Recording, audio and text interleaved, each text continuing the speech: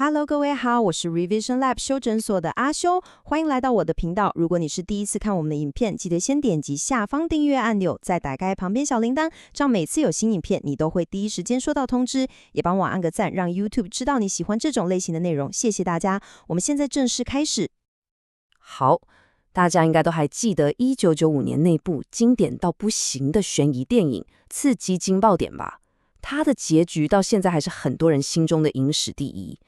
那个看起来最无害、一跛一跛的骗子 Verbal Kint， 在警局里用他那张嘴编出了一个天衣无缝的故事，把所有老鸟警探耍得团团转。但就在他走出警局大门的那一刻，奇迹发生了，他的跛脚突然好了，走路复合正常。这时候镜头带回警局，警探看着墙上满满的线索，才猛然惊觉，那个传说中横行霸道的犯罪帝王 Keyser Söze 从头到尾就是他本人。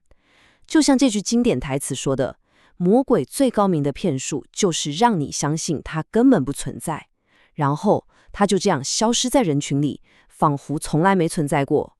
而今天我们要来聊的大型语言模型 LLM， 很可能就是我们这个时代的 Keyser Söze， 一个我们还没认出来却已经悄悄掌控一切的魔鬼。我知道用这么耸动的比喻当开场，你可能会觉得有点夸张，但为什么要这样说呢？因为今天我们要拆解的是南非哲学家 Chantal Gray 提出的一个极度大胆，但你听完会觉得毛骨悚然的论点。现在席卷全球的 LLMs 其实正在对我们所有人玩一场类似的世纪大骗局。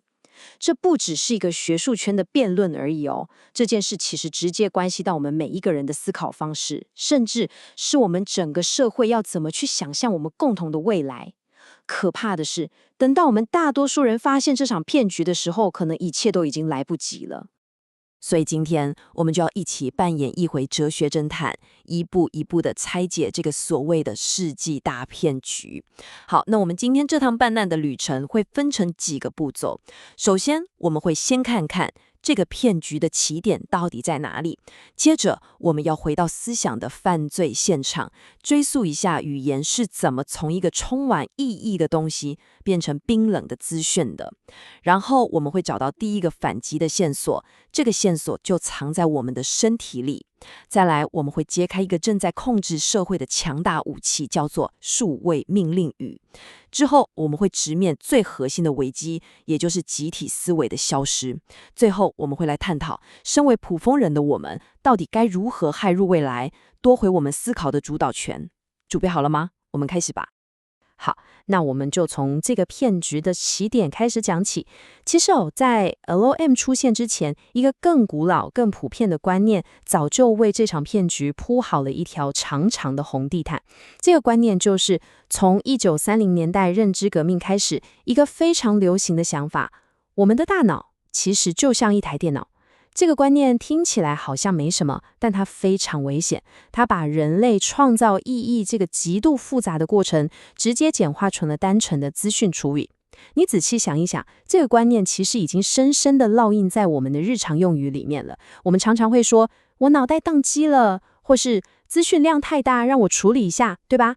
这些用语其实都反映了我们在潜意识里早就已经把大脑当成一台生物电脑在思考了。接下来这一点超级重要，我们要回到那个关键的历史时刻，看看一个原本充满温度、充满人性的意义，是怎么一步一步被冰冷的数字跟符号给取代的。我们要回到思想的犯罪现场，来看看意义这个温暖又复杂的东西，是怎么一步一步被抽离，最后变成冰冷、可以被计算的资讯。这个转变可以说是理解 LLM 这场世纪骗局的绝对关键。我们可以从这条时间线来看这个思想的演变。最早在1910年代，语言学家索绪尔认为，沟通的核心就是交换意义。这很直观嘛，我跟你说话，你听懂我的意思，我们就完成了沟通。但到了1940年代，重点来了。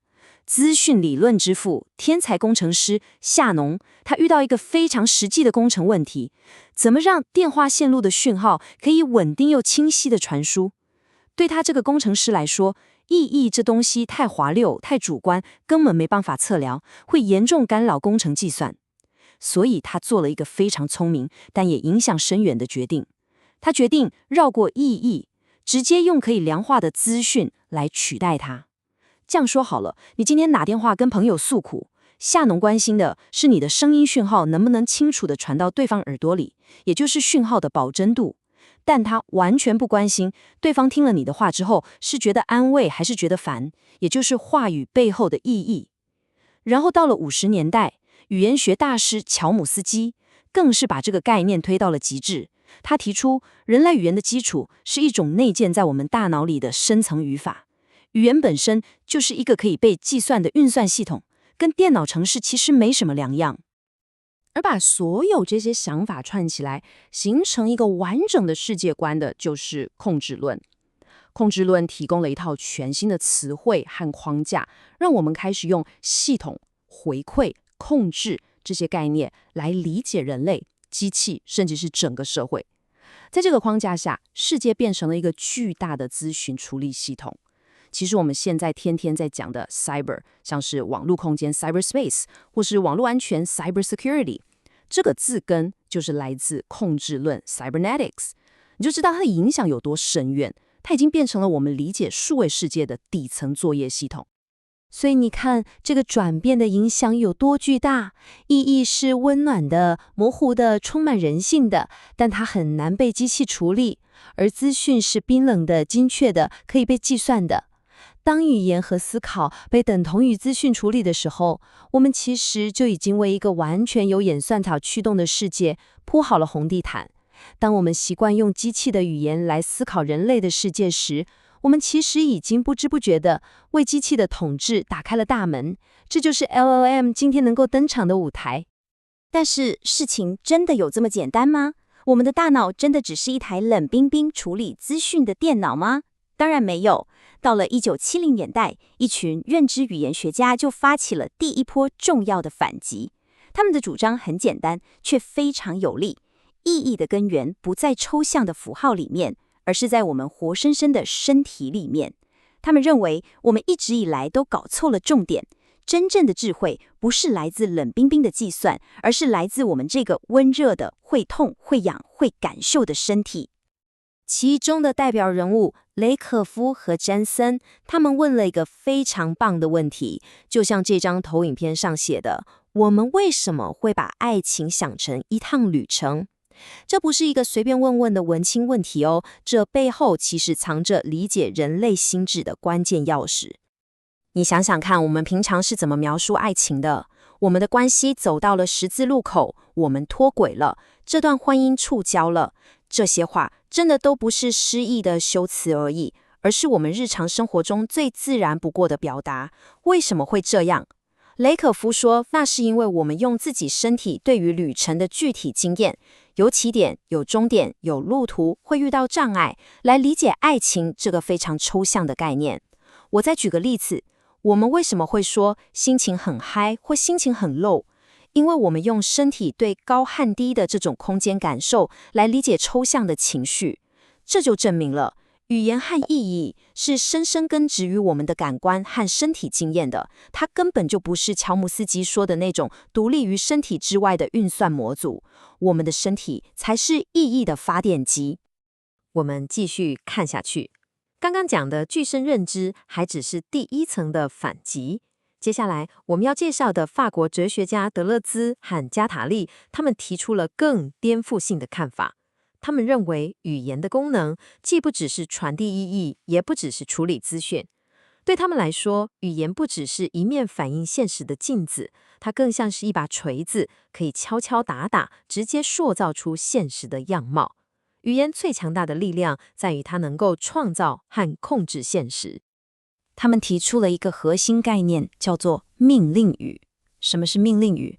它不是在描述一个事实，而是在下达一个命令，直接创造出现实。最经典的例子就是法官在法庭上敲下法锤，说“你有罪”。这句话，它不是在告知你有罪的这个资讯，不是哦，是这句话本身就构成了你有罪这个社会事实。从这一刻起，你的身份、你的未来都被这句话给彻底改变了。再举个生活化的例子，老师在课堂上喊起立，这句话不是在描述同学们都站着这个事实，而是这句话本身就创造了全班同学站起来这个新的现实。这就是语言的权利。那这跟我们的数位时代有什么关系？关系可大了。数位科技把命令语的概念直接升级成了控制论的命令语。另一位哲学家斯蒂格勒提出了第三滞留这个概念，意思就是我们的记忆正在大规模地被外部化到各种技术载体上面。以前是书写，现在是电脑，是云端。你存在 Google Photos 里面的照片，你发在社群媒体上的动态，甚至是你用 Google Maps 查过的每一条路线，这些全都是你被外部化的记忆。好，重点来了。当我们把我们的集体记忆全部都丢进数位系统之后，这些就不再是死的资料了。它们被演算法活跃的处理、分析、再制，然后回过头来无时无刻的影响我们。而这个过程正在慢慢的摧毁我们真正一起思考的能力。你想想看，当我们的大脑越来越像一个外接硬碟，需要什么就上网 Google 一下的时候，我们还剩下多少自己？这就引出了我们这个时代最核心的危机——集体思维的消失。这里我们要区分两个非常关键的概念，虽然听起来有点学术，但你一听就懂，而且非常重要。第一个叫做跨个体化，这是一个很困难、很花时间，甚至会有点痛苦的过程。它指的是我们透过深度的对话、辩论，甚至是冲突，去共同创造出新的共享的理解。这是一个我和我们一起成长的过程，最终会产生真正的集体智慧。而另一个叫做或个体化，这就肤浅多了。它追求的是社交认同，是别人对我的肯定，是去追逐那个赞、那个爱心。社群媒体的演算法就是或个体化的最佳体现，它不断喂给你喜欢看的东西，把你困在一个自我感觉良好的泡泡里。它的目标是强化个人的自我感觉，结果就是同温层越来越厚，大家越来越不敢提出不一样的看法。那这跟 LLM 有什么关系？LLM 根本就是互个体化的超级加速器，它做的事情就是扫描了网络上所有的资料，然后给你一个统计上最可能的答案。你仔细想想这有多恐怖。你问他幸福是什么，他会给你一大堆心灵鸡汤的陈腔滥调，但他给不出一个真正独特、深刻、来自生命体验的见解。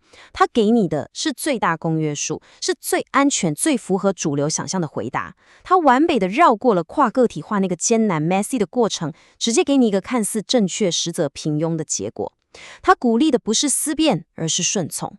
所以我们必须问自己这个问题：当一台机器可以随时随地为我们生成那个最可能、最合理的答案时，我们作为一个集体，是不是也正在慢慢失去去想象、去创造、去梦想那些不可能的能力？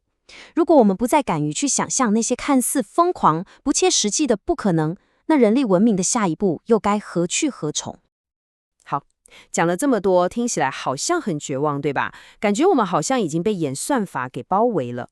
但别担心，哲学家们不只是放火，他们也给了我们灭火器。我们并非束手无策，我们是有办法骇入这个系统，夺回我们思考和创造未来的主导权的。接下来，我们就要来看看我们手上到底有哪些强大的思想武器。抵抗的第一个思想武器叫做生成性行动。这个理论彻底颠覆了大脑是电脑的看法。它主张认知不是在我们脑中建立一个世界的模型或再现，认知是我们做出来的。这就像学骑脚踏车，你不是靠读一本如何骑脚踏车的说明书来学会的，对吧？你是透过不断的摔倒、调整，用你的身体去生成骑车的感觉和技巧。这告诉我们，我们不是被动的资讯处理器，我们是主动的意义创造者。这是我们夺回主权的哲学基础。那在实践上要怎么做呢？这里有一个非常美的概念，叫做话语的编织。它把真正有意义的对话比喻像编辫子一样，这是一个混乱、不可预测，但充满创作力的过程。对话的双方不是在进行简单的资讯交换，而是在互相影响、共同塑造，最终编织出一个全新的、属于彼此的共同理解。LLM 的对话比较像是一问一答的自动贩卖机，你投钱，它掉饮料，很有效率，但没有惊喜。但话语的编织更像是两个人一起跳一场即兴的双人舞，充满了未知与火花。这种话语的编织，就是对抗社群媒体上那种快速、肤浅、充满情绪性反应的沟通模式的终极解药。它要求我们慢下来，进行真正的有建设性的交流。